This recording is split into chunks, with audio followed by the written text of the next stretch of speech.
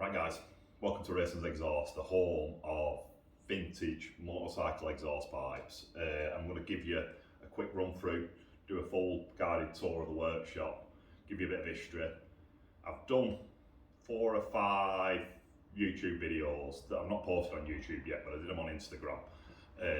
Basically, Instagram ones I've done them square, and this one I'm just going to do it wide and have it as the opening video. Now it's got a bit of confidence now. I've done 4 or 5 of them, so hopefully there'll be less ers and less r's and less waffling on. So he says less waffling on. We'll start with a bit of history. So I would get here. This is my main line of work. So like, this isn't actually. This is a 1990s bike, innit? 1980s bike. Probably a bit too new for me, but the guy wanted a Yoshimura SandBending exhaust, so that's well within my skill set. So that's what we're giving. Nice Yoshimura Style exhaust. Past the 80s, they're all machine made. So this is more like my type of work. This is a 1920s bike. Things that you can't get exhaust pipes for. That's what I make exhaust pipes for. It all started. This is a long history. It started in the 60s with my granddad. He set up him and a couple of mates set up a shop called Equipe, where they went round in the 60s buying out all the bike shops that were closing down, all your BSA shops, your Triumph shops, all that. They went round, bought them all out, moved them all into a big building, big old co-op store, and set it up as Unity Spares. They called it Unity because there were 3 of them. And from there, from 60s, they become like a well-known brand for selling spares. They were probably like one of the biggest spares places, a breaker's yard kind of thing, just selling anything British. From that, they moved with the times, as all the Equipe shops, which were like cafe racer shops, as they started closing down in the 70s, they started buying out then. Then they set up Unity Equipe, which were a cafe racer style shop, where you could buy Norton tanks, Triton tanks, seats, mud guards. You could buy pretty much everything you want to put on your cafe racer, your clip-ons, all your aftermarket parts to turn your bike into a racer. From there, see, we're going to have to dart through this. Grandad ended up buying Manx Norton, that were mid-70s, I think, 73, something like that. John Tickle had it originally. He bought it off Colin Seeley. Colin Seeley had bought it off Norton in the 60s. So when Norton collapsed, they parted it out, then it became MBT, Norton Villiers Triumph. Grandad ended up with the race department of that because it got sold on. John Tickle had it. I think he went bankrupt, so Colin Seeley bought it back. He put it out for auction, kind of thing. Grandad ended up with it.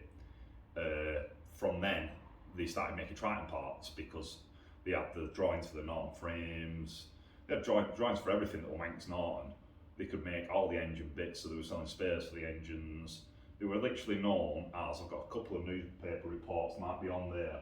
They were known as the Rochdale Manxmen, as that's what they called themselves, because they were the guys that were selling your Manx Norton parts until 96, I think it were.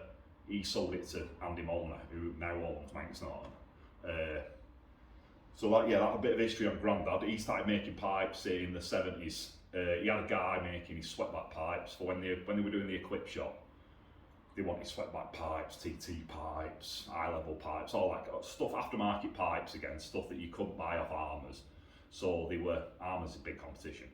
They were getting them made in Birmingham by a guy that were making them for all your well-known brands like Eddie Dow, Seeley, Dunstall, them kind of people. They were all getting their pipes made in Birmingham. So Grandad got his pipes made in the same place. That guy died. He died in 80s, and my dad were going out with my mum. My mum might have been working at the shop at the time, because that's my mum's dad, my granddad. She might have been working at the shop at the time. That's how my dad and my mum met, because my dad were going in there buying motorbike bits. My dad lost his job in the 80s, just before I was born. 4 years before I was born, he lost his job as an engineer. Well, I think everyone did in England. So my granddad said, I'll set you up making exhaust pipes. So they bought some of the gear off that guy, the guy that had died, and they moved it, not into this workshop that I'm in now, this is my dad's workshop, but they moved it into a workshop round the back of here, which ran an old cotton mill.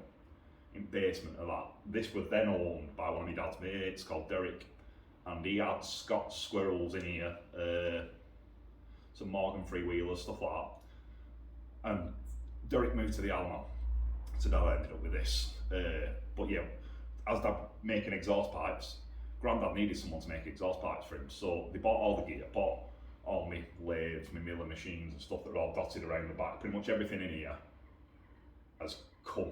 It's like it's been lingering around here since the 80s. So all old gear, which works when you're making vintage bikes. So my granddad bought all this stuff, him and his partners, set me dad up round the back, Unibend, they call it. The Grandads Shop called Equipe. So they called the bending shop, the engineering department, Unibend. And my dad used to make the sweatbacks. They had another guy down at the shop making oil tanks. The guy that made the oil tanks used to come up here and do bits. He'd make megaforms up here. My dad made the rear sets, the foot pegs, the rear set foot pegs, which you'll all know, you've all seen them. They're the, what they call the John Tickle loop over, because it goes, the gear change arm goes over the top of the kickstart. It's like traditional Triton, Norton, Cafe Racer stuff. They were all made in this workshop. The tank straps, your John Tickle clip-ons, your little white brackets to hold your mud guard on. Just everything you need for a Triton. If it were bent from tube, it would definitely made in here. Since 80s, so a lot of you out there, a lot of parts on your bikes that have been made in this workshop, especially if you've got a Triton, the likelihood that you'll have one part on your Triton that's been made in here. So yeah, that's how that went. And then my dad died racing motorbikes, Scarborough road racing, in '97. He died. Grandad didn't have no one to make pipes for him, so my mum asked me granddad to sell his half of the shop. So my granddad sold his half of his shop, and because he knew how to make exhaust pipes, he was the perfect guy to take over this.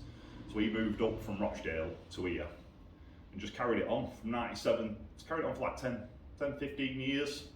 Then he retired, give it to my uncle. My uncle struggled a bit making the pipes, I think, from what I've learned. He struggled making the pipes, but we're good on the lathe making the rear sets. So that's what Grandad employed him to do first of all. Grandad were making the pipes, my Uncle Paul were making the rear sets. They worked together for a few years. Then my Grandad retired, my Uncle Paul took over it. My Uncle Paul, like I say, struggled with the main line of work, which were making pipes. So half of the business weren't running right. So in the end, he had to close it down, or we learned that he was selling bits off who were going to shut it all down. And I basically said, I'm not having that. This is not his to sell. It's my dad's, my granddad's. So I come down, pretty much kicked him out, took over the place. And from that point on, my mum basically said, what are you going to do with it? And I was like, well, I don't really know, to be honest with you. I didn't have no skills. I was a laser cutter at the time, so I could draw. I was making bits of metal at work, doing sheet metal stuff, working out ductings, hoppers, all that kind of stuff. So I knew how to lay it all out and how to get it cut and how to get it formed. I just didn't know how to weld it. So I thought, if I could learn how to weld, then I'll be halfway there. So basically, we had a big team meeting, all my uncles, my dad's brothers, my granddad.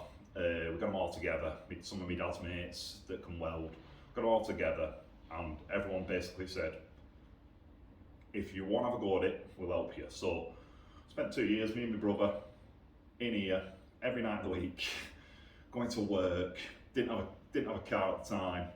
Weather around here, you can hear bins falling over, it's all pissing it down, so you don't want to get your bike here straight after work. So basically we're bussing it down, and then bussing it back at 11 o'clock at night, going to work at 8 o'clock in the morning again, laser cutting all day, finish work, come down here, back on bus, learn how to weld. Grandad would come down on a Saturday, show me what to do, leave me with it for the full week. I had to practice for a full week. From then on, well, I'm now a fully fledged exhaust business, and I never thought I would be. 11 years, that was 2011 we started that. It's been 11 years now, maybe 12, and that's basically why I'm doing YouTube videos now, because I feel like I'm at a point where I'm a master, if you get me. I'm not fully trained. You're never fully trained because you're always learning, but I'm at a point now where I can talk about it semi-confidently, if you get me. So what we'll do, I think that's pretty much a quick brief history.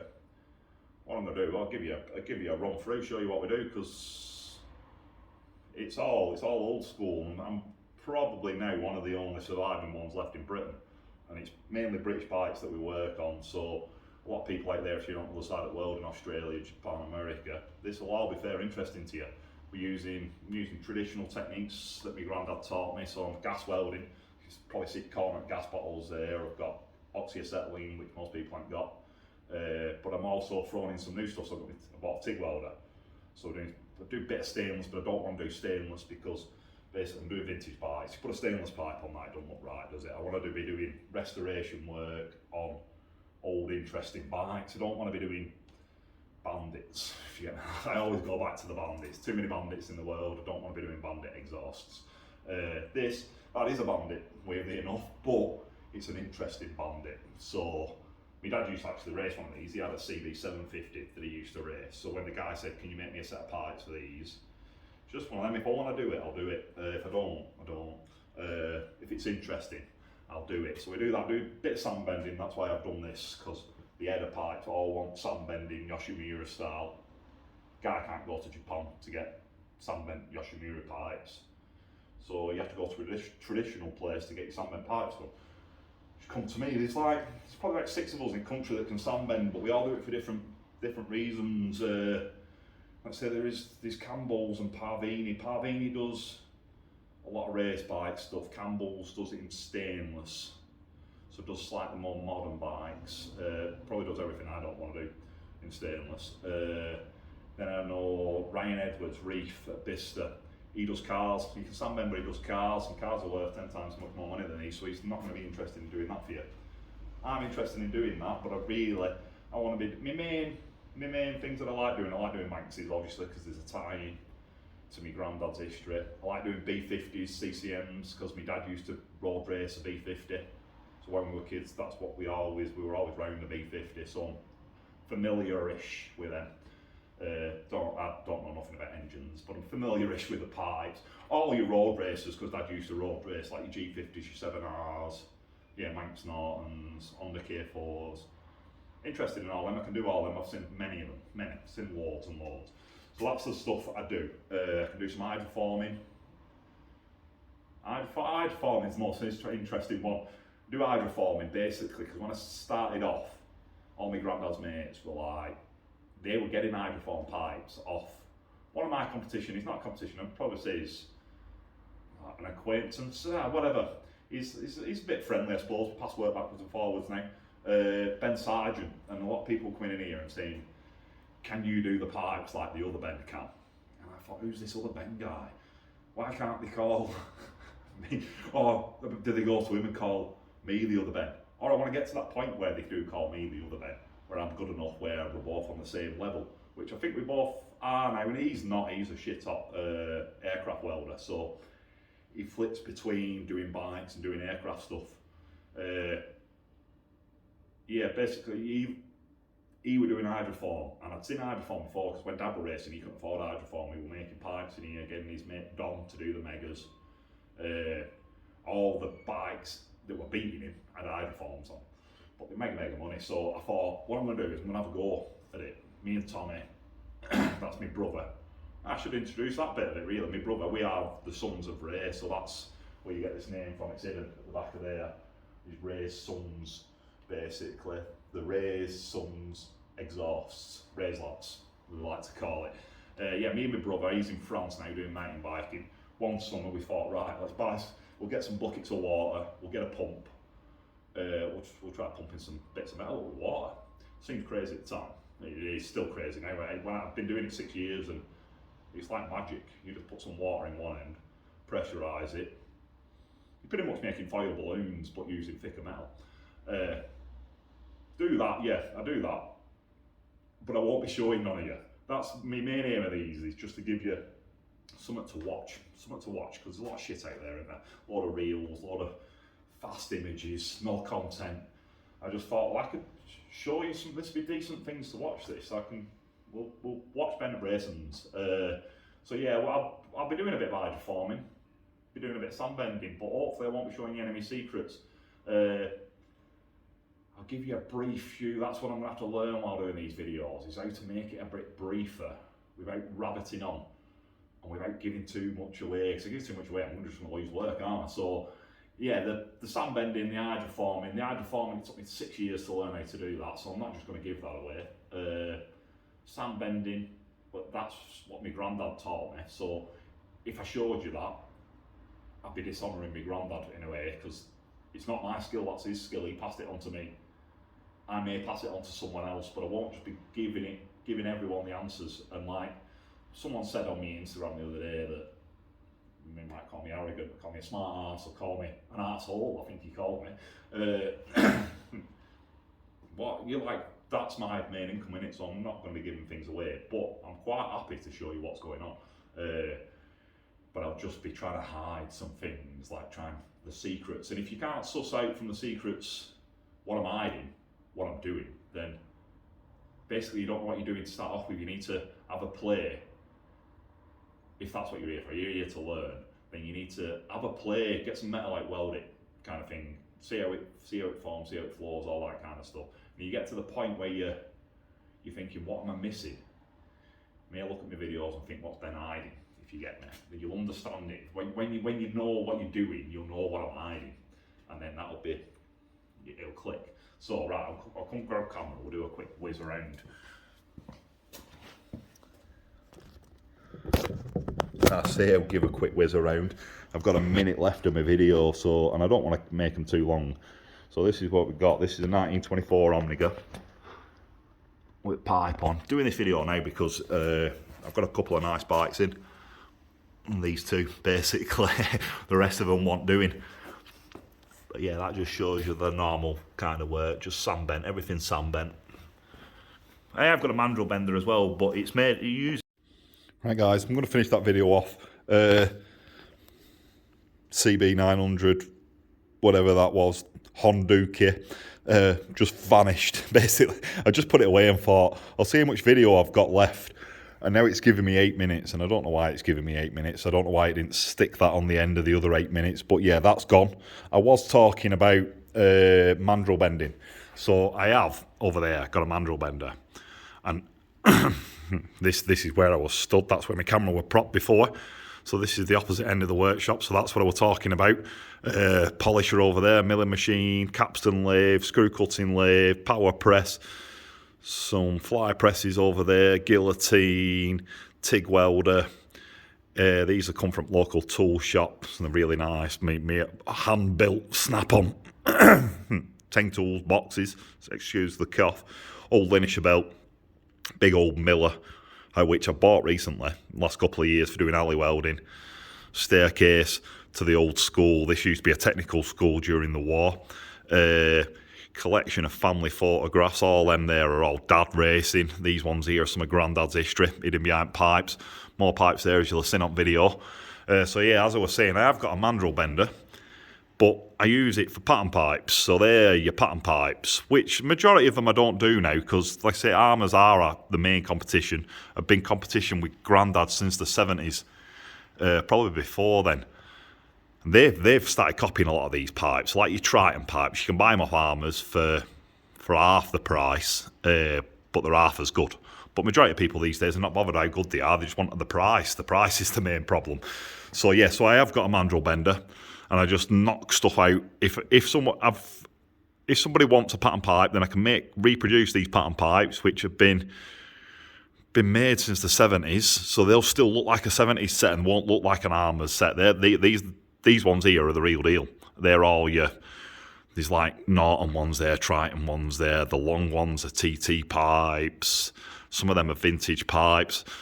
If I show you that beam, I've got another beam upstairs that it's just lined with vintage pipes that Grandad's been collecting. So while I'm on, yeah, we'll just do a quick run through, show you a bit of a history of the workshop.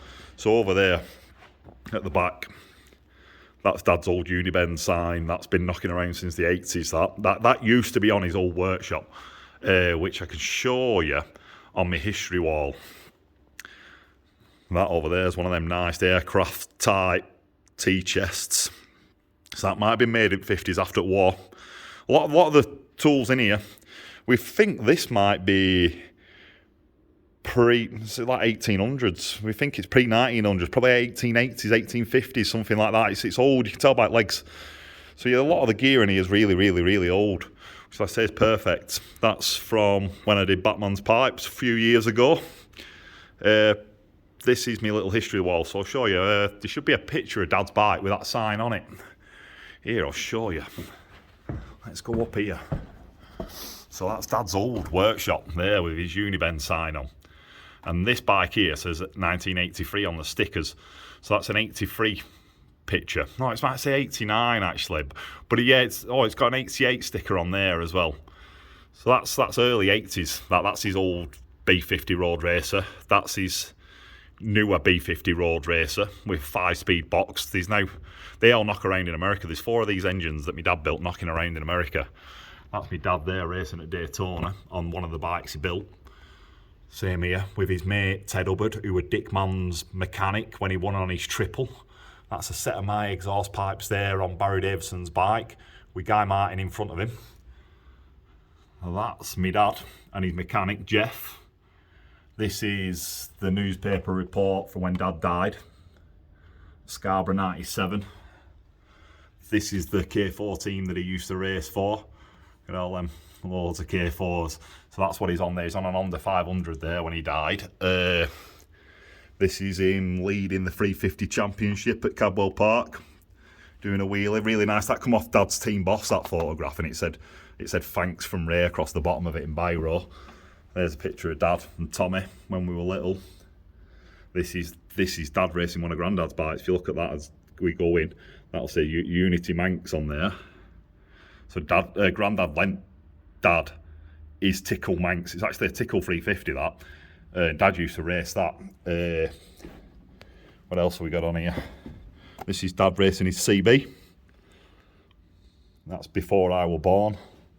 That's Dad in his early 20s, that racing a Gold Star. This is Dad again. Probably about 18 there he is. Still road racing. On the same history, that's Dad's beloved helmet, that. I'm crouched over here, I'm flipping banisters behind me, I'm having to lean back. Flipping right in. Same again, that's Grandads Shop, Unity Equipe, Manx Norton spares. That's Grandad's Tickle Manx. You can tell it's a Tickle Manx because they have that diagonal bar in instead of them having a full loop in there. That's Grandad's personal Tickle 350. I don't know what happened to that, but it'd be nice to find it. Yeah, we're going more into Grandad's stuff here now. So that's Grandad's van, and this is another van that's been painted up with Unity on it. Smith and Moran brothers. They used to race sidecars, and they were sponsored by Grandad. Same van here, with Grandad there sat on could be a Bridgestone, that. I think it is a Bridgestone. Same van, nice van. Picture from 73-ish, that is, because I've got this same picture behind back of this kettle. That's Grandad there with a Yamaha. They weren't into Japanese bikes at all, but he said he bought out a shop and these Japanese bikes come with them, so he thought we might as well as race them. We'll sponsor them up and get someone to race them. Going quickly through because I've only got a minute or two left. This is an article from the 4th, no, it might be the 7th, it was the 7th. The 7th issue, a Classic Bike magazine. I got Grandad in the 400th-ish issue of Classic Bike magazine. That's the 7th. It says up there, autumn 73. And it's an article about exhaust pipes, and it features Grandad and Armours being the biggest exhaust suppliers in the whole of the UK.